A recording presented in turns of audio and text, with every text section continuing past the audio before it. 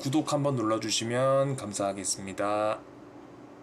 안녕하세요. 아주 다양한 문제들 오마르입니다. 오늘은 절대 가까이 하면 안 되는 인간에 대해서 이야기해 보려고 합니다. 인생에서 멀리해야 할 사람이야 뭐 많습니다. 여러 가지 유형이 있죠. 그중 오늘 이야기할 유형은 이렇습니다. 자, 여러분들이 새로운 사람을 알게 되었습니다. 그게 뭐 이성관계일 수도 있고 친구의 친구일 수도 있고 직장 동료일 수도 있겠죠. 우리는 지금 서로에 대해서 아는 게 별로 없습니다. 그런데 이 사람들은 관계를 맺자마자 이런 이야기를 합니다. 우울증 때문에 가끔 자해를 한다. 자살을 시도했는데 실패한 적이 있다. 어머니는 바람을 피고 아버지는 술을 먹으면 나와 동생을 때린다. 남자친구는 화가 나면 나를 걸레년이라고 부른다. 이런 극단적인 이야기들, 물론 슬프고 정말 안타까운 일입니다. 위로받을 만한 일이죠.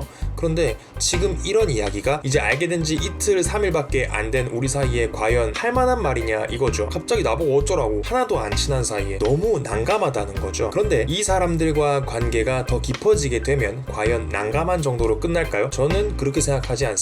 자, 이 사람들은 어떤 사람들일까요? 오마르 예삼. 두 가지 타입으로 나눌 수가 있습니다. 첫 번째는 그 불행 속에서 진짜 고통을 받는 사람. 두 번째는 솔직히 막 그렇게 불행한 건 아닌데 그런 캐릭터에 심취해 있는 사람. 근데 말이죠, 잘 들으세요. 재밌는 것은 이 두 가지 타입을 따로 분리해서 생각할 필요가 없다는 겁니다. 이쪽이나 저쪽이나 답은 똑같습니다. 둘 다 가까이 하면 안 됩니다. 그리고 심지어 이 두 가지 성향을 다 가지고 있는 사람도 있어요. 그러니까 연기가 아니라 진짜 인생이 고통스러운데 그 상태에 심취한 경우도 있다는 거죠. 쉽게 말해서 불행에 중독된 상태. 자, 그러면 이들은 왜 이러는 걸까요? 앞서 말씀드린 극단적인 이야기들을 꺼내지 말라는 게 아닙니다. 상대방이 그걸 받아들일 수 있을 만큼의 친밀함, 또 이야기를 꺼낼 만한 알맞은 상황, 즉 맥락이 있어야 한다는 거죠. 그것을 위해서는 시간이 필요합니다. 근데 이 사람들은 그 시간을 기다리지 못하는 거죠. 당장 내 이야기를 들어줘. 당장 내 상황을 알아줘. 이것은 그 사람이 우리의 관계가 정상적인 템포로 발전하는 것에는 관심이 없다는 것을 의미합니다. 일단 듣는 상대방의 곤란함을 전혀 배려하지 않죠. 이들에게 지금의 관계는 쌍방의 소통이 아니라 일방적인 감정 배설, 고통 호소의 창구로 쓰여질 가능성이 매우 큽니다. 그들에게 당신의 이야기, 상황, 감정은 전혀 중요하지 않습니다. 알 바가 아니에요. 그냥 당신은 비극의 주인공인, 비극의